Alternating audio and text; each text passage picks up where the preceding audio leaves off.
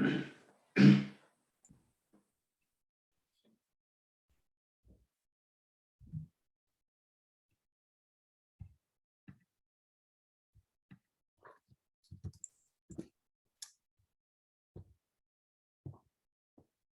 right.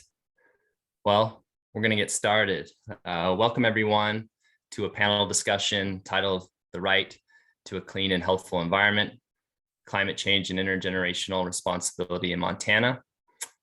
Tonight's event is co-sponsored by three organizations: Montana Interfaith Power and Light, which seeks to organize and mobilize people of faith and conscience to act on the climate crisis in bold and just ways; Families for a Livable Climate, and Our Children's Trust.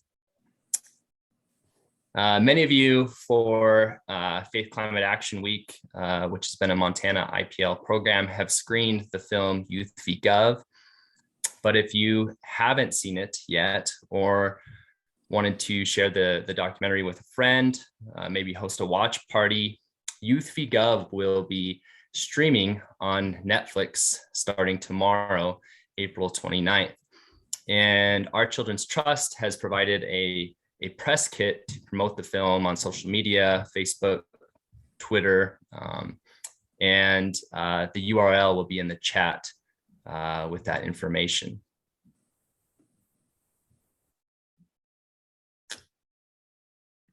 Robin Morrison, who's a coordinator with Montana IPL, will also serve as technical support this evening, and she will also be dropping the websites of all three of the organizations that I mentioned: Montana IPL, Families for a Livable Climate, and Our Children's Trust in the chat, so you can check out our mission and work. If you have any questions for our panelists tonight, please direct them to a private message to Robin Morrison, who will get them to us for answering it if time allows. So tonight's event centers on the lawsuit held v. State of Montana, which will be the first ever youth-led climate lawsuit to go to trial in US history. 16 youth plaintiffs have sued the state government over its energy policy, alleging that its heavy dependence on fossil fuel development accelerates climate change and infringes on their constitutional right to a clean and healthful environment. This trial is set to begin on February 6, 2023 in the First Judicial District Court. To speak to this topic, we have a fantastic lineup of panelists. We have Ricky, Talia, and Claire, three youth plaintiffs from the held case. We have Nate Bellinger and Roger Sullivan, two attorneys from Our Children's Trust, who serve as legal counsel on the lawsuit. We have the Honorable James Nelson, former justice on the Montana Supreme Court. And we have Destiny Vale, an organizer with Montana Women Vote. I'm Will Wright, board member on Montana IPL and with Resurrection University Catholic Church in Bozeman, and I'll be moderating this panel alongside Abby Huseth, a Montana IPL member with Our Savior's Lutheran Church in Bonner. So now I'm going to pass it off to Abby, who will start us with a little grounding activity to connect our attendees. Thanks, Will. Yes, welcome everyone. I'm Abby Huseth. I use she, her pronouns. I live in Missoula, and it's wonderful to see all of you joining us today. We just thought it would be fun to take very quick 3 minutes. We'll try to keep it to that and just jump into breakout rooms. If you've never done this before, it's pretty simple. It'll guide you through. Just click the blue button when the box pops up, and then you'll automatically be returned back to the main session. But just take a second to quickly say hello and build a little bit of virtual community through this event. If you can just share with the other folks in your breakout room your name, your hometown, and maybe your favorite thing about the state of Montana. And we'll just do that very briefly here, and then come right back and jump into the panel discussion. Okay, here we go.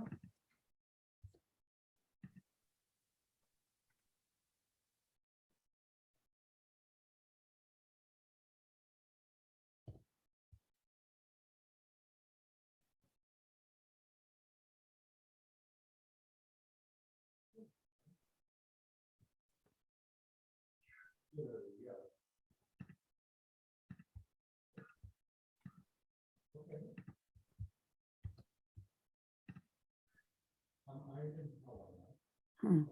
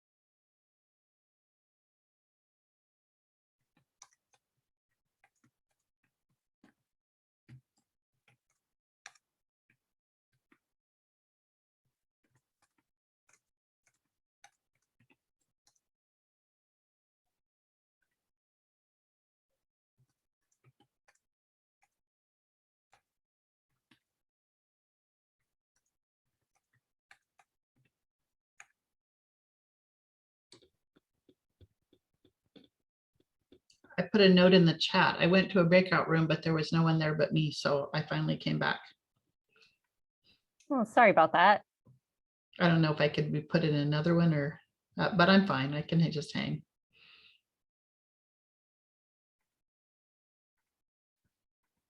Maybe I was the Got odd one. Margaret. Yeah. No, it looks like there's a couple.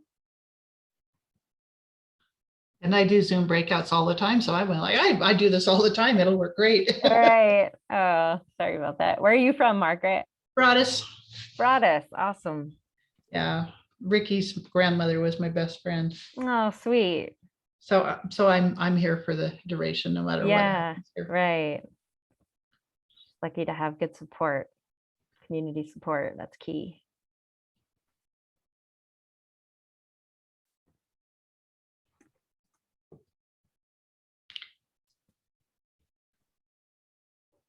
We also don't see a lot of environmental activities in Broadus. Mhm.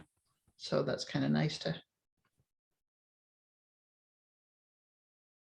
You know John Amsden, Margaret? Oh yeah, of course. I go see know his mother almost every day. Okay. I knew he grew up in Broadus and he goes to my church. So I know him through there. I half expected I might see him here on this panel. I gave him the invitation, so it's on Abby, him. did you set a timer? I didn't. I didn't. I We're think at 3 minutes. We're at 3 minutes. Like we can Okay. just close the rooms. That gives people 60 seconds. So I'll just hit close rooms. So folks will start trickling back in. Okay, and then I'll hit close rooms. Are you going to do that? They're closing. So Okay. we're Okay. good though.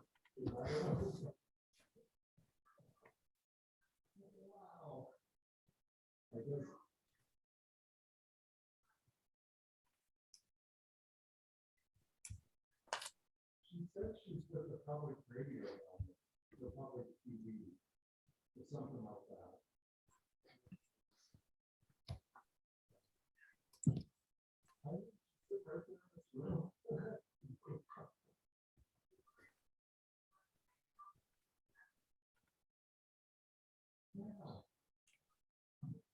I'm wondering if looks like the spotlights have also.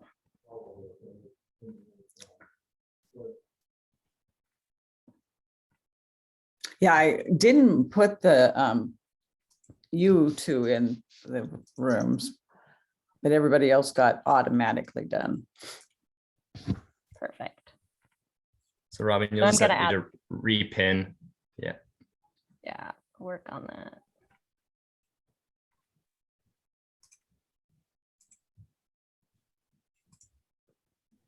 Is everybody back?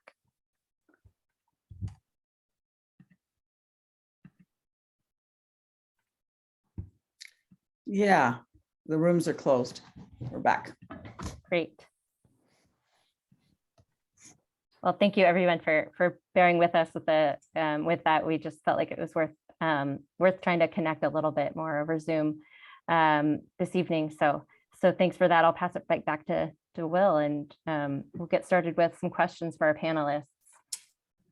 Yeah, so this first question is directed at our youth plaintiffs, Ricky, Talia, and Claire. Where are you from, and what's something that you carry in your school backpack that may surprise our audience?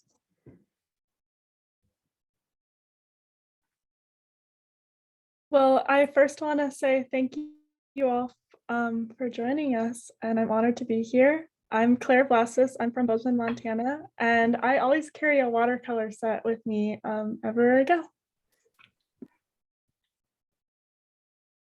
Hi, yeah, I want to thank you guys for joining also. I'm Ricky Held. I'm from Broadus, Montana, and probably the most interesting I think carry is a hacky sack, because I really like that in soccer.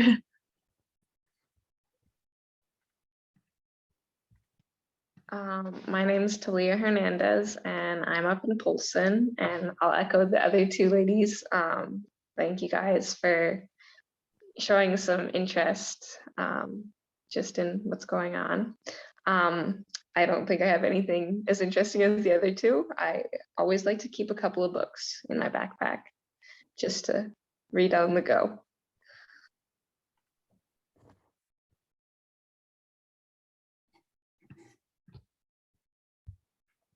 Awesome. Thanks. Thanks for the quick intros, you three, and thanks for what you're doing. Can you tell us a little bit more background about why this case matters to you? All of us in Montana here know that we've increasingly been experiencing more extreme and severe climate events like longer wildfire seasons, poor air quality, extreme heat, drought. That's something in the eastern part of the state they're already feeling. Can you share a little bit more about why you're concerned about the climate crisis and maybe how you've been personally harmed? We'd be happy to hear from all the panelists, especially love to hear from the youth plaintiffs. But anybody else who'd like to chime in, and you're all welcome to.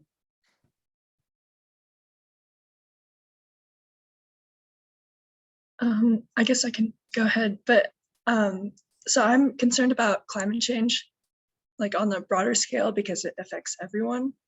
And I'm concerned about how uncertain our future is, and with the decisions we're making right now, and how it ties into other questions such as human empathy. Especially watching the Youth Speak Up movie really question that, and the choices people in power have made for us. But this is also a really personal issue.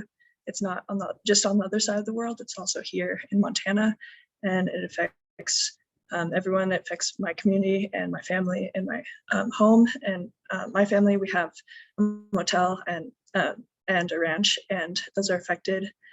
Some examples of harm are the wildfires, as you said, and we've had wildfires on a ranch, on our neighbors, especially in the past several years with drought. And we've had a coal seam fire this last summer, and several towns were evacuated and the road was closed.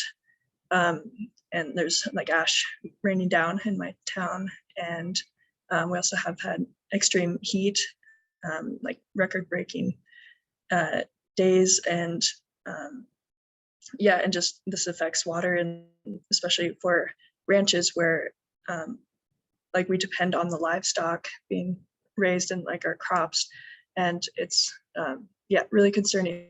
People are having to sell their cattle and not getting hay. So and then this is all not to mention the psychological weight of knowing about this, and especially knowing that my generation won't be able to rely on the next generations to fix this problem. So it's really up to us and generations now to solve this issue. I echo Ricky in that I'm concerned about the state of the world and the future and safety of my home. I guess climate change climate change makes me concerned about being a young person with dreams and the dreams of the people around me and the future of other young people like me and what those dreams will actually lead to, because climate change is and will impact all of that. So one way I've personally been harmed is I work as a ski instructor in Montana, and my job opportunities have been limited a lot because of climate change. But beyond that, it's a stressor for a lot of future generations and young generations as we worry about the impending doom of the climate crisis and the safety of the world as we know it today.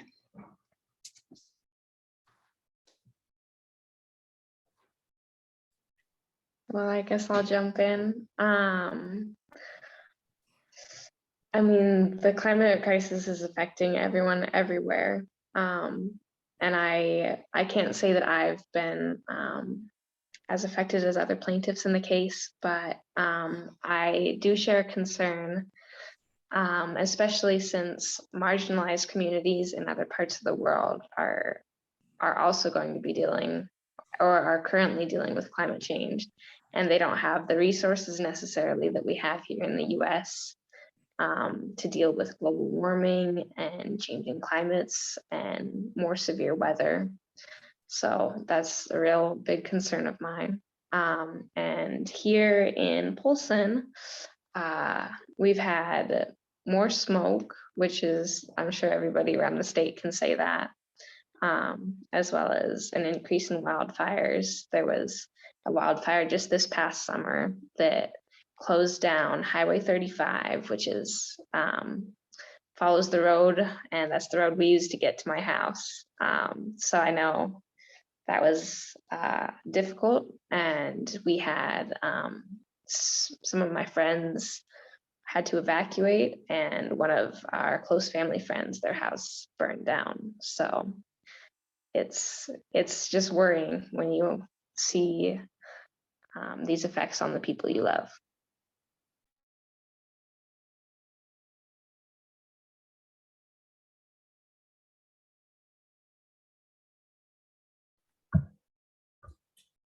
Yeah, just want to thank all of you for sharing all of that, and I want to echo seeing effects on other people can also be stressful, especially when you know those people or you feel connected in some way. I just came from an international wildlife film festival screening that was about the relationship between healing from, I guess, cultural genocide and climate affecting like salmon runs in British Columbia. And so, yeah, there's just a lot of, for me personally, being Blackfeet, having grown up next to Glacier, I would say there's quite a few things that I've seen over the years that just cause a lot of grief. And I think that might be one of the bigger effects that we don't talk about very often, but I think it's getting more airtime, I guess, but just the grief over things that you lose. For example, obviously, like the glaciers up there are much smaller. Like looking at the mountains, when I was growing up, there was white on them all year round. This year, for, you know, in January, there was nothing, like there was no white on the mountains from the snow. A few times in the past 10 years, we've had wildfire breakouts in the middle of January because usually there's several feet of snow, but several times in the past 10 years, there was no snow at all, no precipitation. And so wildfires broke out all around the reservation. And a big one for me, that's a big marker, I guess, of cultural stuff, but also just something I personally love to do is berries and berry picking. Berry season is pretty unpredictable right now. And I've heard this from a lot of other people who go out to pick berries, I guess up around Browning. I don't know how it is around here or in other parts of the state, but yeah, just the berries have been very unpredictable. And, you know, a lot of people think like, oh, maybe our culture is based on bison a lot, and it is, but like berries were also another really strong part of the culture. And so I feel like that's something I've personally experienced, and I know that other people around me have experienced. So yeah. Yeah, thank you all for just taking a moment to share kind of your personal stories and your connection as young people, you know, experiencing these impacts of climate change. You're square in the middle of it. And I think, you know, it's clear that there's cultural impacts, there's mental health impacts, there's career impacts, there's impacts to family members and people you love. So thank you for sharing those impacts. I think your stories are just very powerful. Part of what you bring to this work. Will, go ahead. Next. So Part 9 of the Montana Constitution states, quote, "The state and each person shall maintain and improve a clean and healthful environment in Montana for present and future generations," end quote. So how is climate change violating the use plaintiffs' right to a clean and healthful environment? Obviously directed at Nate, Roger, and Jim. And what role does the state government play in breaching this right?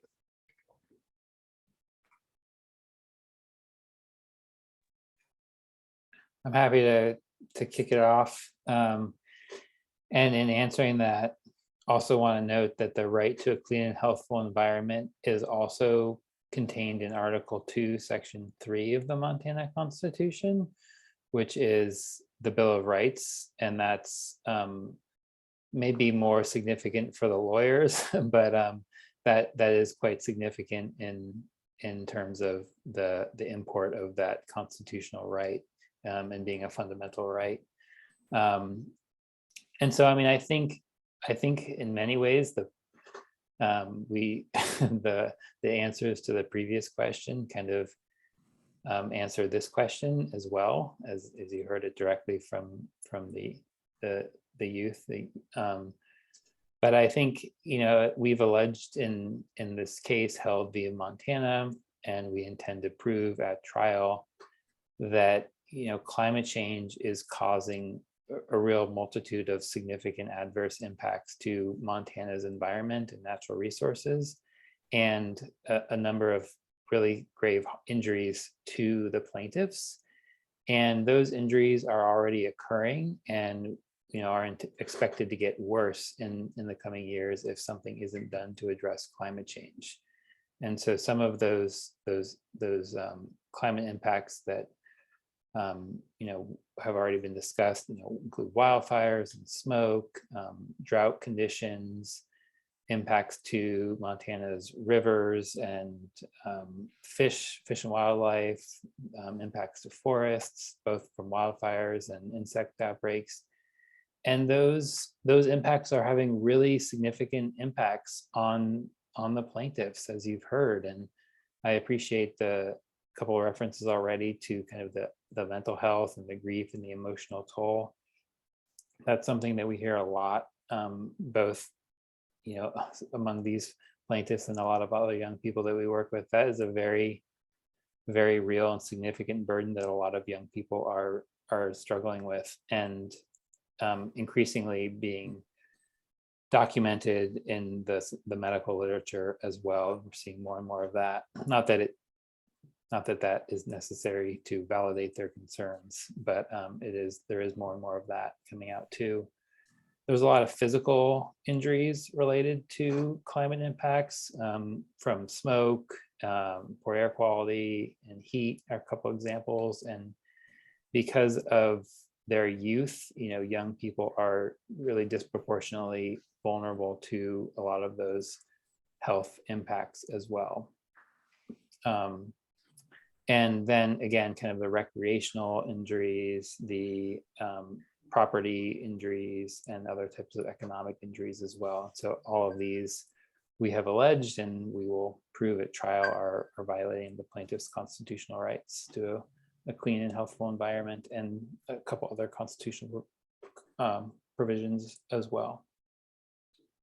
Well, let me, if I could, will answer the question that you framed as what role does the government have in breaching the Article 9, Section 1 rights? And I think it's important to point out that, as Nate indicated, Article 2, Section 3, the right to a clean, healthful environment, is a fundamental right.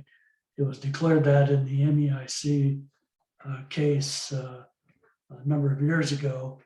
But the right that the obligation that works with implementing that right and make sure it's fulfilled is the provisions in Article 9, Section 1 of the Constitution that makes it a mandatory duty on the legislature to adopt laws to not only to maintain the environment, but to improve it. And that's been breached since day one. The government has not done that. In fact, the present administration and some before that are actually encouraging the degradation of the environment, exactly what the Constitution prohibits. We're having more polluted waters, we're having more foul air. It's all at the sacrifice, at the altar of jobs and the economy. And very little consideration for ameliorating that. And there's no emphasis at all anymore, especially in the present administration, to implement that part of the Constitution that requires the legislature to actually maintain and improve the environment and our ecological system. So I think it's very serious. I mean, I was commenting to Robin before the meeting started that we're the first species ever to have evolved that has the power to affect global change in the environment. No other species has ever done that. And we're killing ourselves off, and we're killing off other species as well. So this is probably the most existential threat to humanity that we're facing right now. This is Roger from Kalispell. It's been my great pleasure and honor to be one of the attorneys working on our Children's Trust team representing the youth plaintiffs. To build on what Justice Nelson said, we have framed this lawsuit around some specific enactments of the Montana legislature that we will be proving at trial are unconstitutional. Those include the provisions in the Montana Energy Policy Act that actually prioritize the extraction and combustion of fossil fuels. They were passed in 2011, and they were part of a package of legislative enactments that also included the amendment of the Montana Environmental Policy Act, which explicitly is intended to implement these constitutional rights of which Justice Nelson and Nate were just speaking. And ironically or tragically, those enactments prohibit our agencies from considering climate impacts when they're permitting agency decisions, whether it's for mining, exploration, whatever. So we have kind of framed this lawsuit around not only the Constitution, but the violation of the Constitution through these explicit legislative provisions that prioritize fossil fuel extraction, combustion, and prohibit the consideration of our agencies from even considering that in the environmental review, all of which has happened against the facts, the factual background that our great scientists, we have, my goodness gracious, from Steve Running, one of our Nobel Prize laureate scientists from Montana, to the host of others, have documented the ecological impacts from these impacts, not to mention what we've been talking about as well, the psychological impacts. So all of those elements of proof are what will be established at the trial and will ultimately then, I anticipate, will go up after the trial court rules on appeal to the Montana Supreme Court. And with that, I can't help but mention that Justice Nelson has been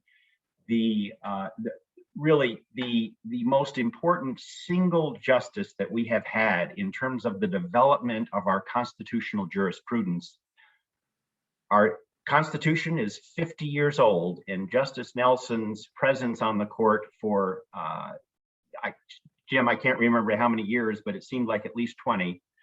He really developed a jurisprudence of these fundamental inalienable rights, the standard of judicial review that attends the violation of them, and the enforcement of them against government agencies or others. So just a shout out to Justice Nelson, to our Children's Trust for being really the avatar of enforcing these rights here in Montana for these youth plaintiffs, and for the faith community, that the faith communities around Montana that are vigilantly witnessing this process and supporting us. So thanks to all of you.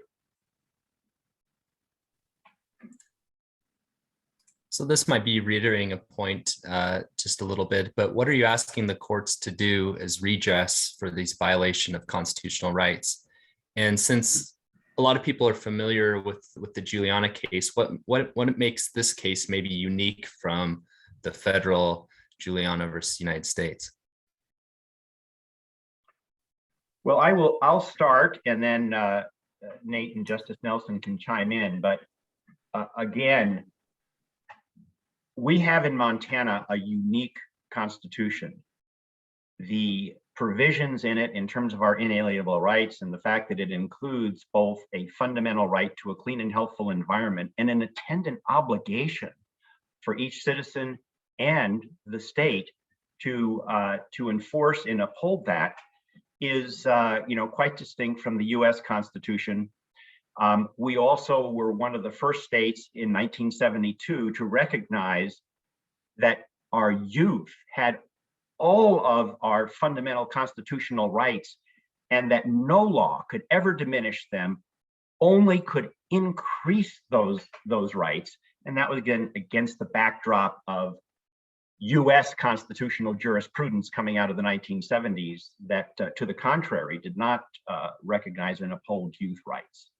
And so this Constitution provides this unique opportunity to hold our state agencies to the task of, as Justice Nelson indicated, upholding their obligations, because the factual proof, the scientific proof, is inarguable.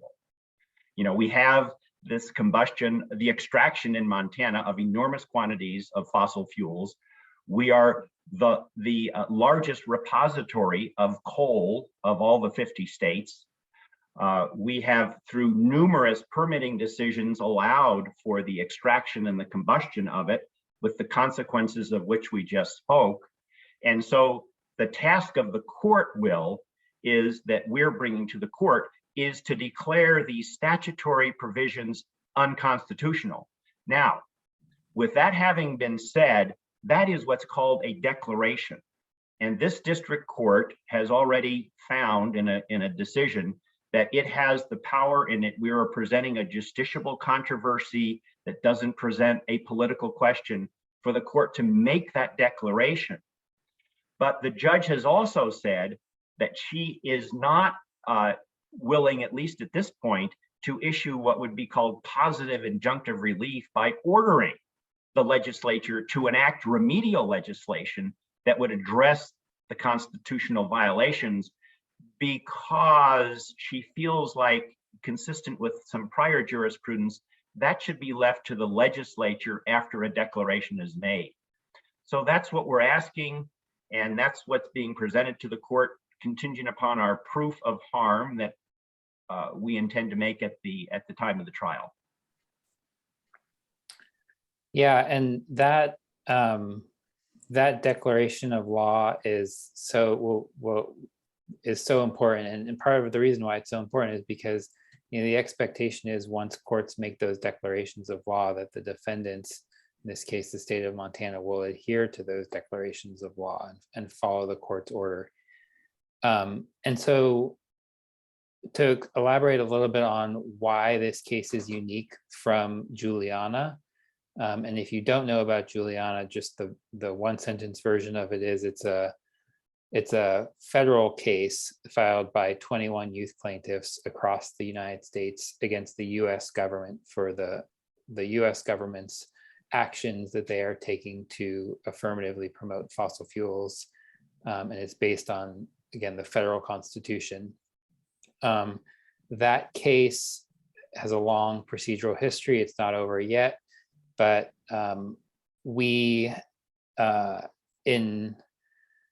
after some really positive, favorable rulings from the district court in Oregon, got a ruling from the Ninth Circuit Court of Appeals a couple years ago, in which by a 2-judge majority over a 1-judge dissent, ruled that the case should be dismissed. And the reason, so the court found that the plaintiffs, it was a standing analysis, and standing has 3 parts. The first part is have the plaintiffs been injured? And the court said, yes, the plaintiffs have been injured by climate change. The next step is the government responsible for causing those injuries? And the court said, yes, the government is responsible for causing those injuries. But with regards to the third step, kind of the remedy, what can the court do about it? Part of what we had asked for in Juliana was that injunctive relief that Roger was just describing.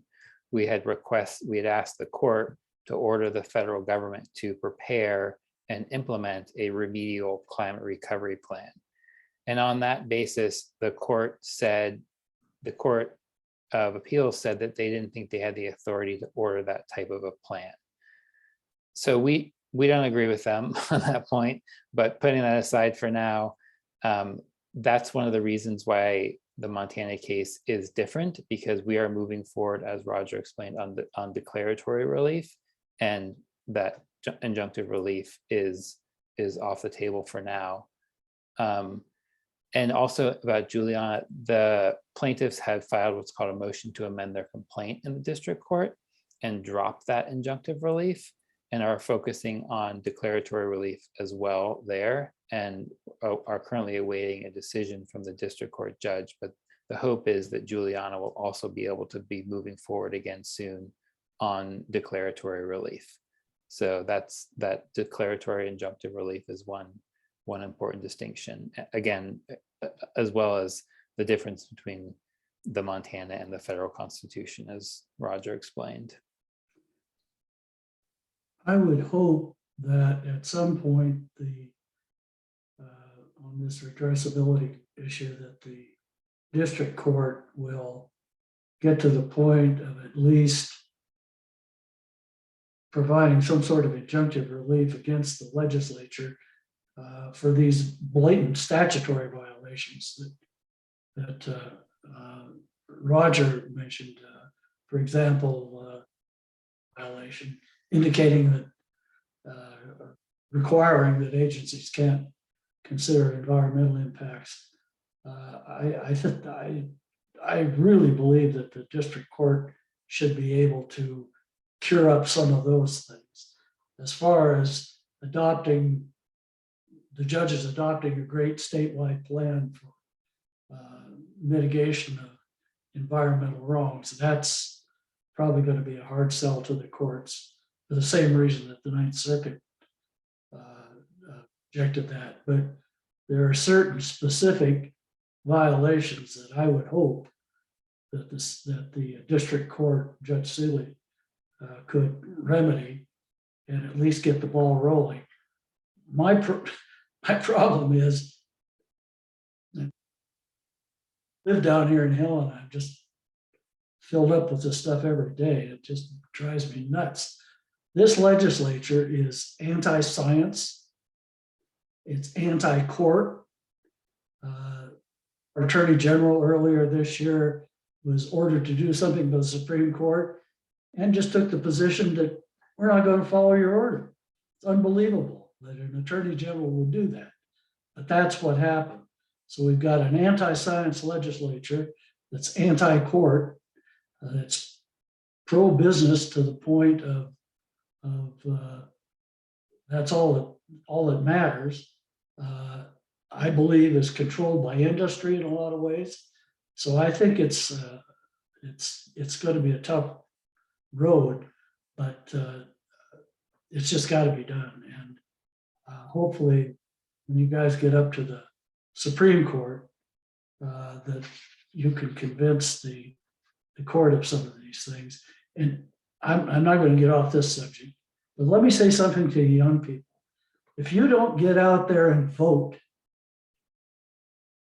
get out there and express your concerns and vote and study the candidates, and especially study the candidates in the Supreme Court race this year. If you don't get out there and vote, you're shooting yourself in the foot.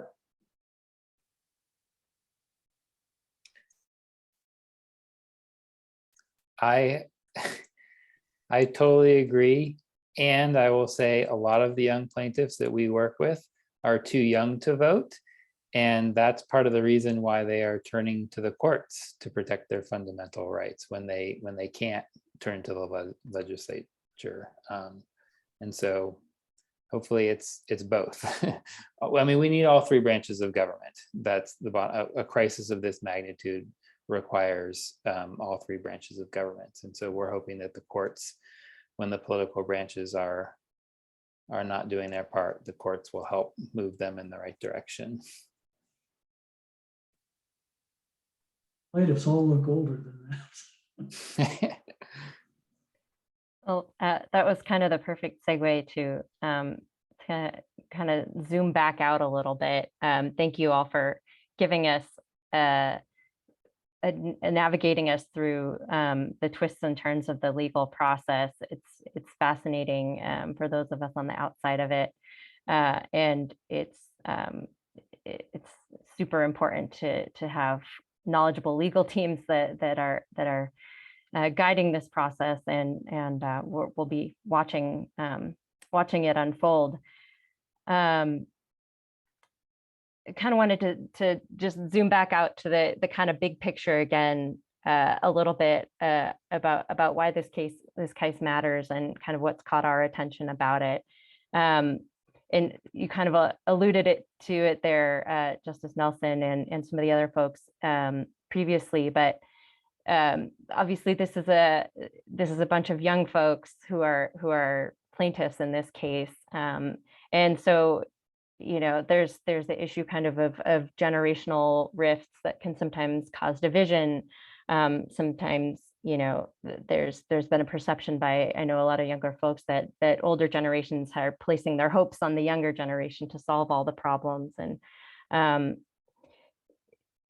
how do you think, specifically directed at the youth plaintiffs or self-identified younger folks, how do you feel like we can build some of these connections across generations and across other divides too? The generational divide is clear, is one example here, but how can we cross those bridges so that we can advance climate solutions together? And just looking at this call, where seems like that's already happening right here, but if you have insights on that.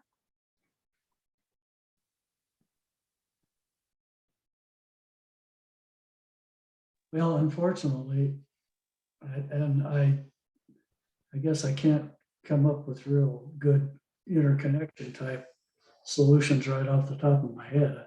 I have to think about it a little bit, but I'm probably one of the oldest guys in the room.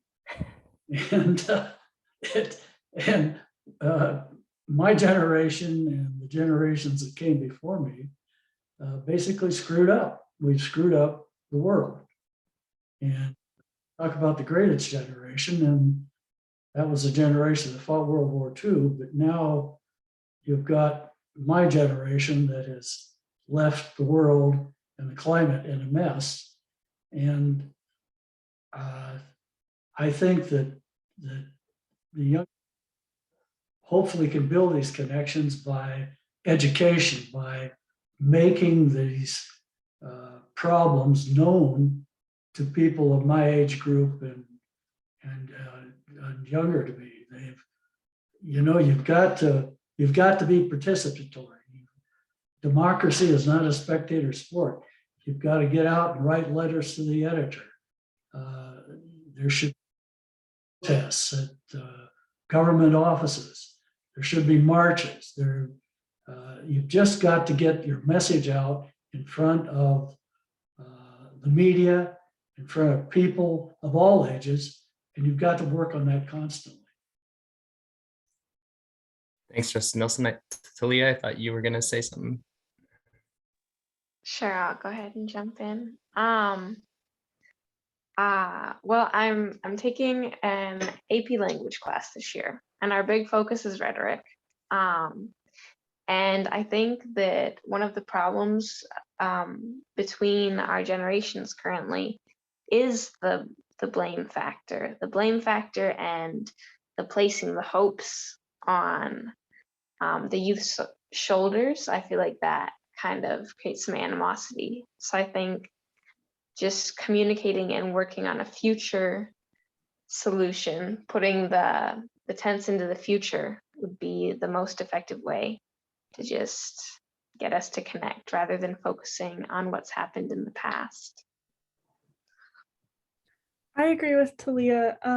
I think the biggest generational difference is that people often blame the actions of the past. And I don't think that's the most or the best solution in any way. So I think instead we need to recognize what's happening in the present and what we can do right now to make a difference rather than shifting blame on stuff that's happened in the past, and think about what's actionable at this moment and what we can do for the future. Yeah, I agree with both of you. Those are great thoughts. I've definitely noticed this with older generations, saying that they have hope in our generation, but which is great to hear, and I'm really proud of all of the youth speaking out. But it is true, and like this is why we're here, is that we can't, like youth can't solve this on our own. We can't make systematic change. That's why we need to have these conversations. What we rely on our like attorneys, like OCT, and like people making a difference now. But definitely these conversations are helpful. And I think we all have, even if we have differences across generations, we all have the same values and wants. We all want our children and future generations to have like the same or even better opportunities than we have, like Justice Nelson was talking about. We want our constitutional rights protected, and so that we can breathe clean air and have like the system that protects us. So yeah, I think just having conversations is a great way, and taking action again in any way that we can with our local or state governments, or marching, or having like just conversations, or sharing stories too and perspectives.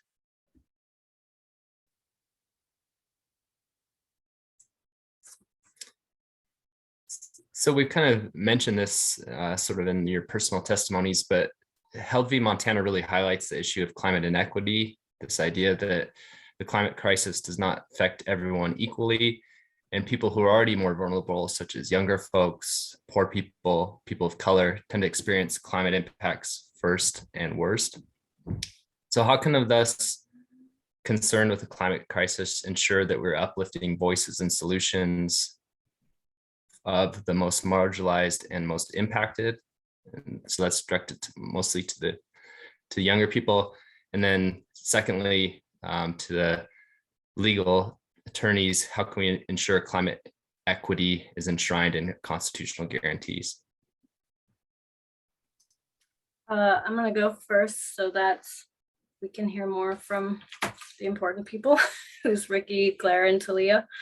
But I just do want to say, based on being an organizer at Montana Women Vote, and also just personal experience. Well,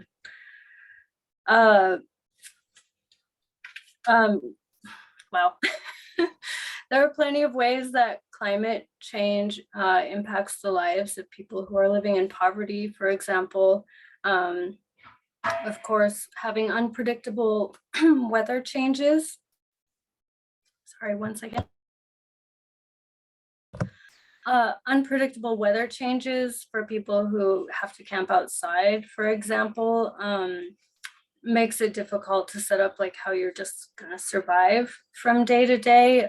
Recently visiting people who were made to relocate to, I'm in Missoula, actually, I realize now not everybody's from here, but there was a camp sort of designated for people who needed shelter to go there, but it was put in sort of an open space, and we had unseasonably frigid temperatures, like -20 in March, I think. And just the wind, like I was saying in our intro, Missoula has been very windy the last few years, whereas it never used to be quite so windy, like high winds, like 40 miles an hour and over. And so going to like work with people who were at this camp, all of their tents were blown over. They were, it was just freezing. They had some bottled water for them, but it was all frozen. And of course, that's like talking about cold temperatures, but I'm sure we all know here that, extreme weather can go either way with climate change. And speaking in the other direction, when we have heat waves in the middle of summer that are extended, and droughts that are extended, that also affects people who don't have the resources to keep themselves cool, or again, shelter from the elements.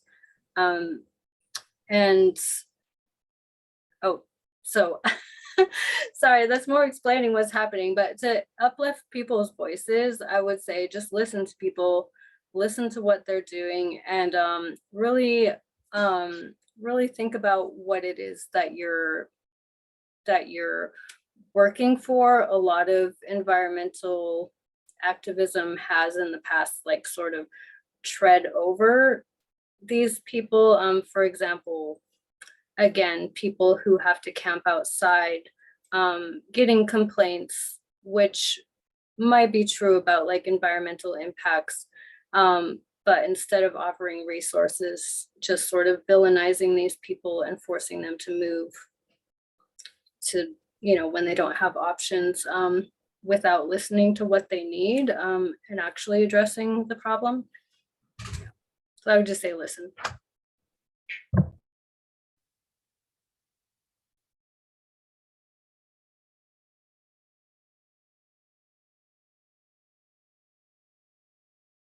I mean, I would first like to take this opportunity to thank, Will and Abby and Robin and others putting on this event for uplifting the voices today of youth. I think, so much of what our goal at Our Children's Trust is to give the youth we work with, a opportunity to tell their stories. And we do that obviously in the courtroom and the cases, but there are only sometimes so many opportunities to do that. And so having an opportunities to do that outside the courtroom, such as we have with them this evening, is great. And I'm always thrilled to be able to present alongside the plaintiffs that I work with. It's always, I feel very fortunate to be able to do that with them. So again, just, continue to give the youth, an opportunity to tell their stories, because while many people understand now that climate change is a problem and a threat, the youth bring a different perspective to that because of their youth. When you hear a scientist talking about, how much warming there's going to be by 2050, that means something much, much different to somebody who's in their teens than it does to somebody who's, in their 60s or 70s or older. So, I mean, 2050 is not that, far away, or a lot of the young people that we work with won't be that old by then. And so when you hear these really dire predictions about 2050, that's, how you react to that depends a lot on how old you are. And so I think young people have a very unique and different perspective, and it's important to hear that perspective. I still believe that science matters and has an important role to play in coming up with solutions, but and sometimes the youth voice, depending on the audience, might be more compelling. So I think just continuing to give them an opportunity to tell their stories is important, and both inside and outside the courtroom. Well, and I would encourage people of all ages, youths or any generation of people, call your legislators, email, let them know how you feel and how concerned you are about this issue. You don't have to sit idly by and let somebody else make your decisions for you. Be proactive. Provide the legislators in your district, in your section of the country, provide them with information from you personally. And it doesn't matter whether you can vote or not, you still have a voice and you need to use it. To the plaintiffs, what was your reaction to Youth v. Gov when you saw it, since you are in somewhat the same position? How did you respond? What did you feel? How did that affect your life? And how do you see your lives going forward in the near future?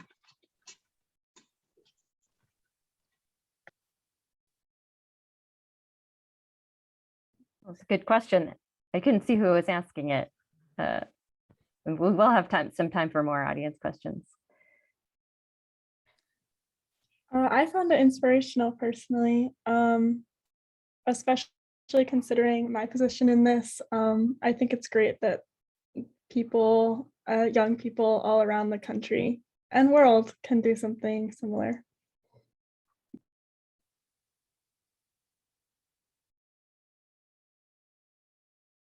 Yeah, I agree with that. It was definitely inspirational watching that movie and like seeing all those like voices being lifted and the youth speaking out, and also on the question of like climate injustice. And I agreed with a lot about what Destiny was saying about I think like movements in the past have like focused on like saving this sort of like this like green spaces, like this like pristine environment, and it's like really not about that. This climate issue is about like people. I mean, the world will be here after we're gone, and so it's just about like telling our stories and being like as human as we can, and like having empathy for people in like different positions, and yeah, and like sharing resources and creating adaptability so that all of us can live and like have our rights protected. Yeah, and so just uplifting voices, like sharing your own, so that you it's not just like this outside issue, like you can connect with it on the personal level, I think is important. Like just for me, I didn't think about how I was impacted by climate change before being part of this case, but thinking about my own stories and like being from a ranching community, bringing that different perspective in helps me make a personal connection, and then also have empathy with others more. And yeah, so having conversations, I think, again, and sharing perspectives.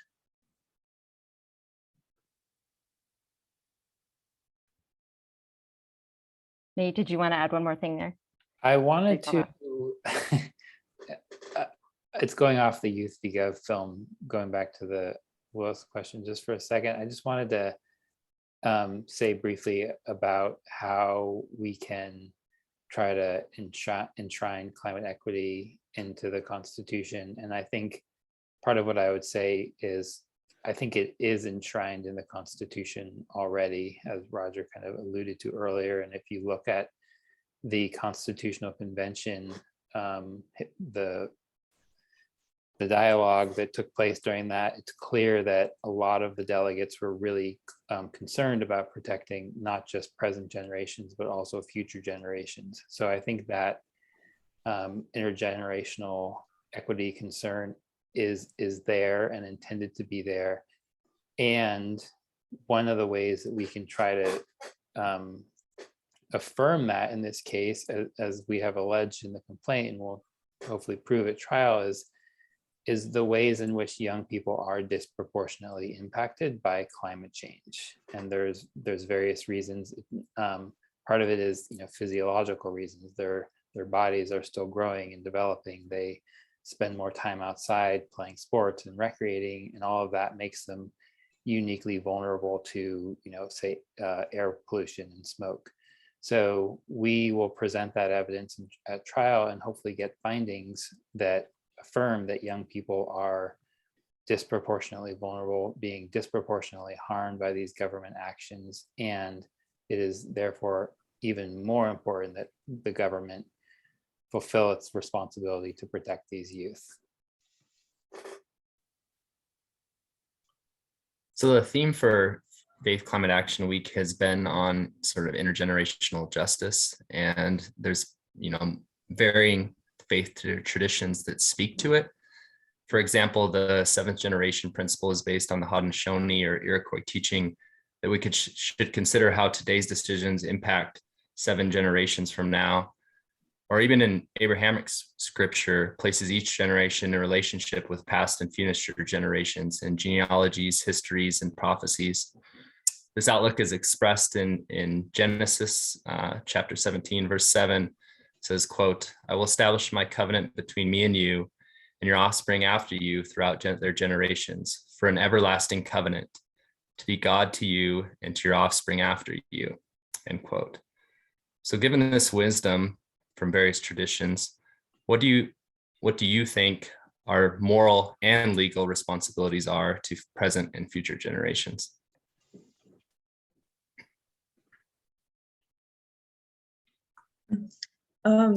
Well, yeah, I think that's a great question. I think that everyone in the world feels moral and legal responsibility toward future generations. I mean, even in our US Constitution, it mentions our posterity and improving what we have now and saving our resources for the future. And I think in Montana, we have those same ideas, and that's what we have in our Constitution. So I think we definitely need to be more accountable and in our current decision making that affects the future. And it's kind of this question of whether or not those future generations have rights, the same rights that we have. And I think they do, and that we need to respect those rights just as we do for people living now, and just as past generations have done for us, and making these systems that enable us to have these rights and have set up these legal systems, and with the moral part also.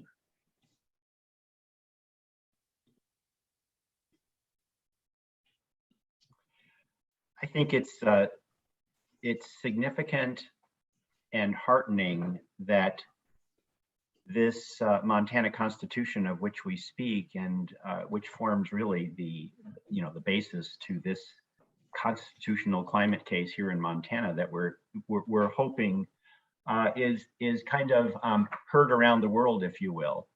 But I think it's really important to keep in mind that this Constitution commences with a covenant between the generations of Montanans. And I'm reading from it, and that we're in the setting of various faith communities seems all the more appropriate that we would consider this. And I'm quoting, "We, the people of Montana, grateful to God for the quiet beauty of our state, the grandeur of our mountains, the vastness of our rolling plains, and desiring to improve the quality of life, equality of opportunity, and to secure the blessings of liberty for this and future generations, do ordain and establish this Constitution."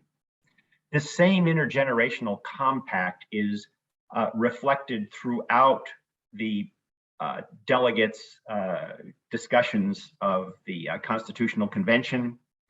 They've been referred to at different times by Justice Nelson in some of his erudite, wonderful precedent-setting Supreme Court opinions that he authored. And indeed, I think it courses through each and every one of us. We have inherently and organically this sense of connectedness to the past and to the future, the so-called seventh generation, if you will. And I think that it is the attempt here in this rather, focused sort of way in our lawsuit to reinvigorate this sense of compact between generations of Montanans. But indeed, each of you in your faith communities and in your political activities can give life and vitality to this intergenerational compact, because indeed, it is something that at this point in time, given the exigencies of the challenges of climate disruption, the quality of our life definitely depends on it. And as we spoke about before, it's not only our constitutional right, it's the constitutional obligation of each of us. Thanks, Roger. Talia or Destiny, do you want to speak on obligations to generations? I'll go ahead and jump in quick. I certainly think I really enjoy hearing the Iroquois wisdom of,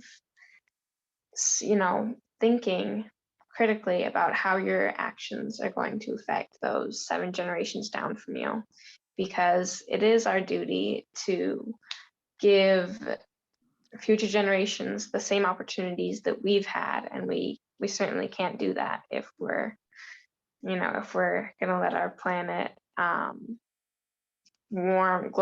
have such drastic weather and climate that's gonna damage our populations. And legally, I think that the government's jobs are to protect their citizens. And how can you protect your citizens if you're not protecting their home and their environment?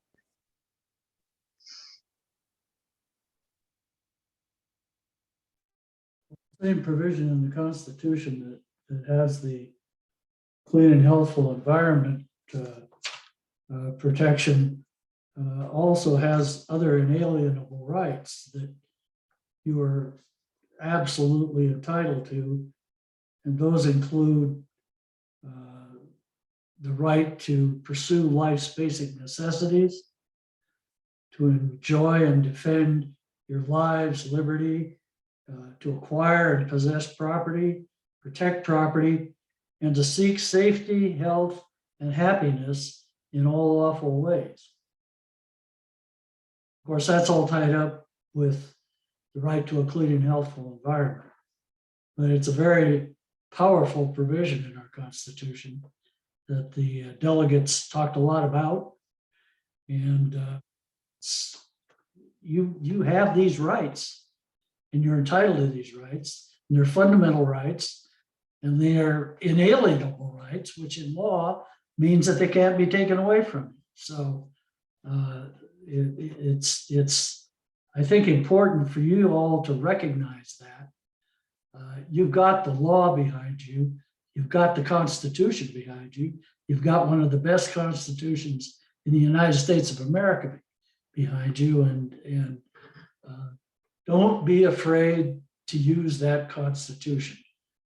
Think outside the box. Don't ask, what can I do for my Constitution? Ask, what can my Constitution do for me? A lot of things that Constitution can do for you. All you got to do is use it.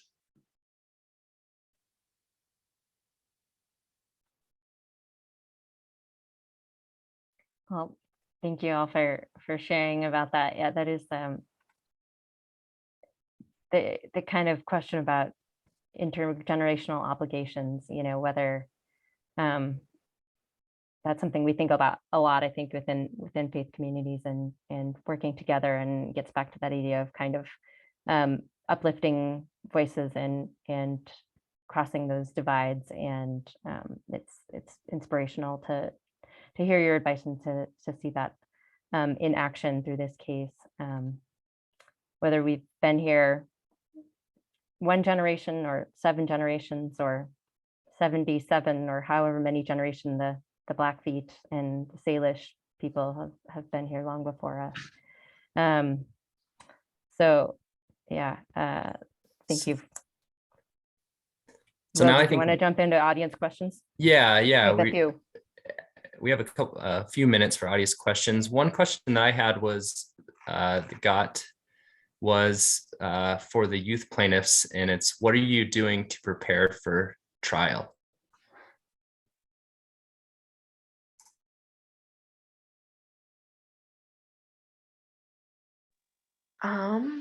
Man, I hope I'm not going to say something I'm not supposed to. But we've been in communication with our lawyers and all the people working on this case, and we've received information about what a trial will look like.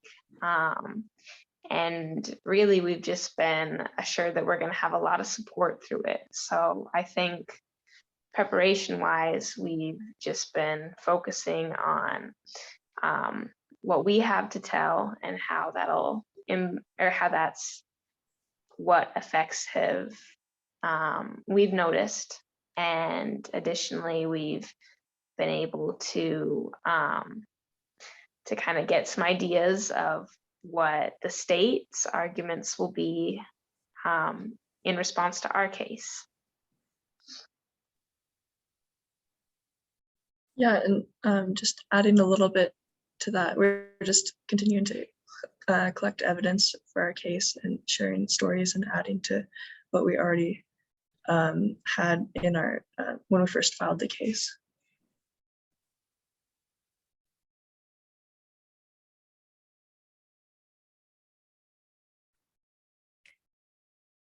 Thanks. Well, got another question here from a couple of folks around concerns about this right to a clean and healthful environment that is enshrined in our Constitution, possibly being challenged or changed through the state legislature.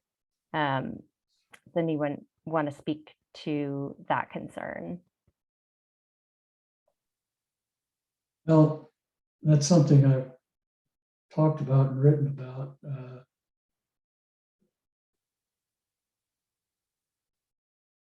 I think there will be a move in the next legislative session to either call an unlimited constitutional convention or to adopt amendments or propose amendments to the Constitution that are going to affect a lot of the rights that we're talking about.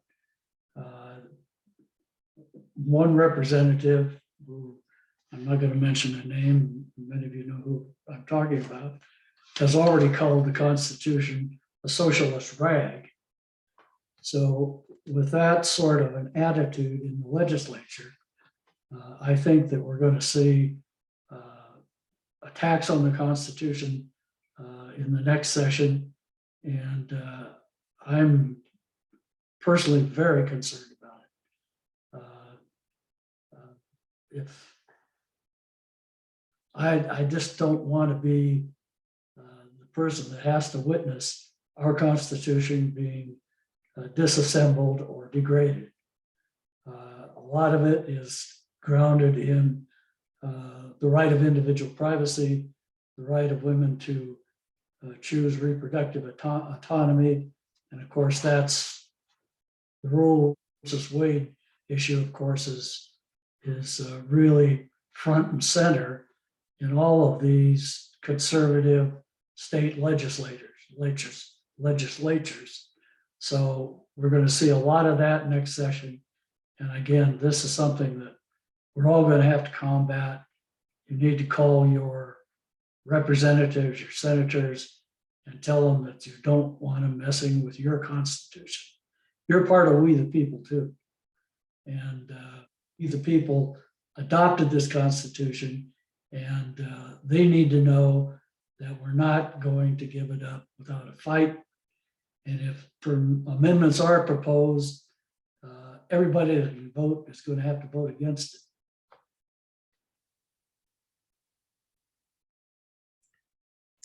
So this question is from Duffy, and it's how can we best support the plaintiffs and their legal team as this case goes to trial?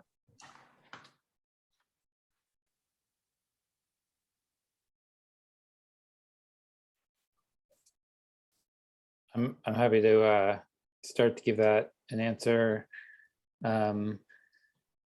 Yeah, there's a variety of ways that you all can continue to support us. I think continuing to help elevate the voices of the youth plaintiffs leading up to trial, educate your communities about the case, so to build support for the trial, show up at trial if it's feasible, continue to defend the Constitution, as Justice Nelson was just talking about.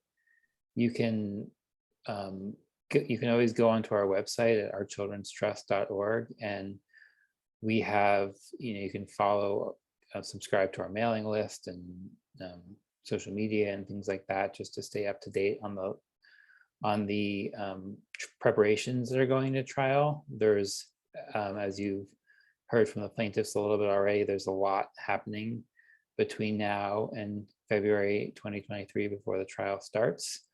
And so there'll be various opportunities between now and then to plug in and support. But again, I think it's, it largely revolves around just kind of continuing to raise awareness about the importance of these issues and the Montana Constitution, and, elevate the voices of the youth plaintiffs as much as possible. And don't presume that everybody on the street knows about this. I guarantee you could go out on the street in any city in Montana right now and ask 50 people about this case. They wouldn't have a clue about what you're talking about. So you need to get the word out. And again, write letters to the editor. Make your classmates aware of what's going on. Make your parents and your grandparents and all the adults that you can have a conversation with. Make them know what's going on. Ask them to spread the word. And I can't encourage you enough to be proactive in this, because if you're not proactive, nobody else is going to be. One fun way to help spread the word, and then you can also help, relate it to Montana, is through the Youth v. Gov film coming to Netflix. I know it's about the federal case, but you can use that as an opportunity to raise awareness and relate it to what's going on in Montana as well. Yeah. That's an exceptional film. I just, not only inspiring, but it was heartbreaking. I just, you almost want to burst into tears at the end of it. But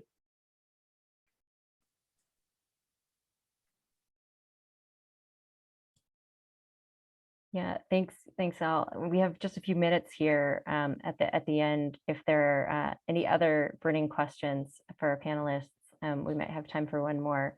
But we did want to make sure before folks log out that to know that we're sharing some of these action ideas and ways to stay connected and be part of spreading the word about this case particularly, and also just advocating for climate justice in our state and uplifting those voices every opportunity we get. So if you're registered for this webinar, you'll receive a follow-up email with lots of these things in there. So don't feel like you have to grab everything from the chat right now. I know it's moving quickly. So look for that coming up in some other additional action items and ideas for ways to stay connected. So just mentioning that. Robin, were there any other questions that we didn't have a chance to get to yet? Otherwise, we have kind of just a quick, I can highlight, I think there might be one other There was action a item. question whether the trial will be televised. The trial in February, will that be televised? I'm not sure, but we will certainly do what we can to make it accessible to as many people as possible. So we'll have to get back to you on that. I don't know if you have anything to add, Roger. It's up to the district judge, basically. There are rules of civil procedure that would allow that. If not televised, at least we might work with the state IT people and get it streamed. We did have a previous hearing in the case was available to be viewed via Zoom. So hopefully we can work something like that out, but we'll have to get back to you on the details. We have one last question from the Faith Climate Action Group in Missoula. Yeah, we're here doing the series called Wrestling with the Truth of Colonization and looking at the power of settler goals and rights, which, you know, I realize not wanting to put a lot of blame on the past, but there's been a lot of accumulation of wealth and individual rights, and to the point that we give corporate agency and voice as if they're humans. In some countries like New Zealand, Australia, they've been giving agency to rivers and animals and to even plants. Is that a possibility of pursuing in our system that would go alongside this kind of a case? Well, I think that this is Roger speaking again. I think it's outside the particular bounds of this case. In other words, in a legal proceeding, we have kind of defined issues, and you've heard those fairly well framed up here. It's an important precedent-setting case based upon some phenomenal constitutional provisions that are pretty unique, and yet the issues that you raise are really, also compelling, and I think also, compelling, I would think, to faith communities that look at creation as a whole, and sometimes we segmentize, these human dimensions to it, but I think that ultimately it's that sense of interconnectivity that we, our culture, our country have to come to terms with, because to prioritize whether it's property rights or corporate rights, or to say that money is kind of the equivalent of free speech, as we did in the U.S. Supreme Court did in the Citizens United case. We have a long way to go in terms of shifting that paradigm that manifests with the environmental degradation that we're all experiencing. And so that quest will continue throughout our lifetimes. And I think it will also involve coming to terms with our relationship with all of creation, whether they are two-legged, four-legged, or green. We are in a process as a culture, as a society, and as a country, and as a state in reckoning with that challenge. Thank you. Thanks, Roger.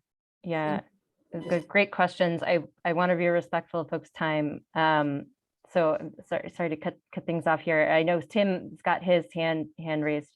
So we've got one last moment. I think he's got something to share. But as we're leaving, maybe consider, if you wouldn't mind putting in the chat, just to kind of wrap things up and inspire everyone as we go here. when one person we bring up a lot in our conversations, kind of inspiration, is evangelical Christian and climate scientist Catherine Hayhoe, which might be a familiar name to some of you, who talks about a lot about one of the biggest barriers to climate action being that we just don't talk about it enough. So how, there's been a lot of talk tonight and so much good work happening. How can you bring some of the issues we talked about tonight into conversation with your family, friends, faith community, broader community? If you're feeling inspired or thinking of ways you're going to move forward from tonight and take action, you want to drop that in the chat to help inspire others as we leave here. That would be wonderful. And Tim, do you want to, are you still there? Yeah. Well, let me see if I can spotlight you so folks can see you. One little moment in the film that really struck me was the moment when the judge was talking to this young woman and saying, yeah, it's really too bad that your world is being destroyed, but it's not really our place to step in and help you. And there's been so much inertia in my generation in trying to deal with this. And I think one thing that would help is if we were somehow able to call individuals to responsibility for the things they did in their lives that impact the survivability of the world. And this implicates me because it's so easy to hide behind the collective and say, well, yeah, it's too bad, but I recycle, so it's not my fault. And I wonder, I appreciate the magnanimity of you young people, but I wonder if we wouldn't make further progress quicker if we couldn't come up with an idea to somehow make everybody individually responsible for the way that they live on the earth. And then if that were the case, all of a sudden you'd see all kinds of changes because people would say, well, in that case, let's get to work on it. That's just an idea. I wrote an op-ed for the IR about this on Earth Day. So I fleshes it out a little bit more there. But thank you so much for everything. This has been really great.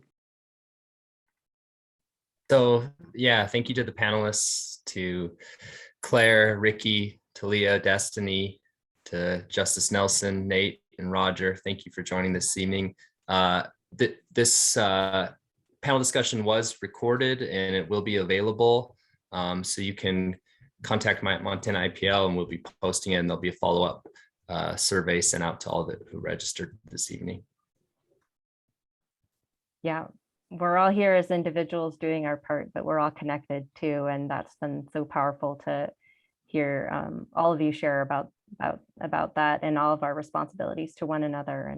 And so thank you for doing all that you do and inspiring us. And we're excited to continue to lift up your voices and work together and work together for all of Montana and for the world. Thank you all for being here. Have a great night. We'll be in touch. Thank you. Thank you. Thank you. Yeah. Yeah, thank you.